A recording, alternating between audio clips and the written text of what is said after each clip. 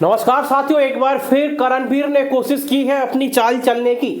एक टास्क होता है जहां सोनू सूद आए हुए हैं साथियों, और सोनू सूद वहां एक टास्क करवाते हैं कि हम भाई नए साल में आ चुके हैं और नए साल में हम आए हैं, तो ऐसे कौन से लोग हैं जिनको भी कुछ अब परिवर्तन कर लेना चाहिए जो पहले जैसे ही चलते आ रहे हैं। तो आइए, उसके ऊपर एक टास्क होता है जहां करणवीर ईसा के ऊपर आरोप लगाते हैं और इस चीज को कहते हैं और एक तरीके का एक्सपोज करते हैं या फिर अपनी हकीकत दिखाते हैं कि ईसा जो है साथियों कहीं ना कहीं अविनाश की छाया में है। आइए एक बार देखते हैं, फिर उसके बाद बात करेंगे कि आखिर क्या सच है।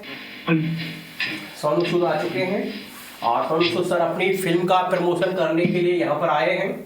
कल जैसे आपने देखा कि रामचरण जी भी आए थे कि हम लोग नए साल में आ गया, राइट। तो आज आप लोगों को डिसाइड करना है कि घर में कौन कौन है जिसको अपने पुराने बैगेजेस छोड़ के आगे बढ़ना चाहिए। परछाई में रहना जो मैं ईशा को देना चाहूंगा।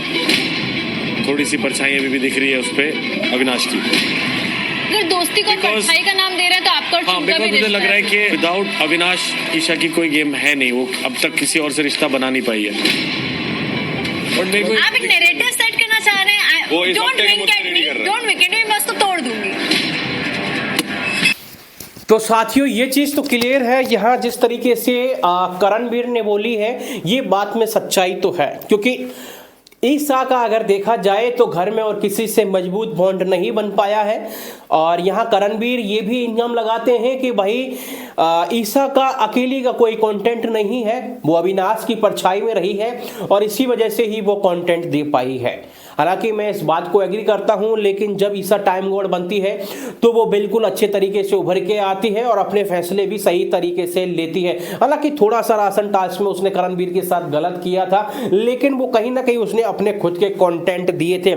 लेकिन साथियों इसी जगह पर ईसा डिफेंड करती है कि भाई अगर तू मेरी और अविनाश की दोस्ती को अगर परछाई बता रहा है तो फिर चुम की और तुम्हारी क्या है। बात तो सही है साथियों, क्योंकि कहीं ना कहीं चुम और करण भी तो गहरे दोस्त हैं। अगर देखा जाए तो लास्ट के जो हम पहले वीक की बात करें, तकरीबन 6 वीक की अगर हम बात करें, तो वहां ज्यादातर ना तो करण ने अच्छे तरीके से कंटेंट दिए, वहां वो लेट डाउन फील कर रहे थे, आपको याद होगा। फिर उनके फ्रेंड आते हैं, फिर उसको उठाया जाता है करणवीर को।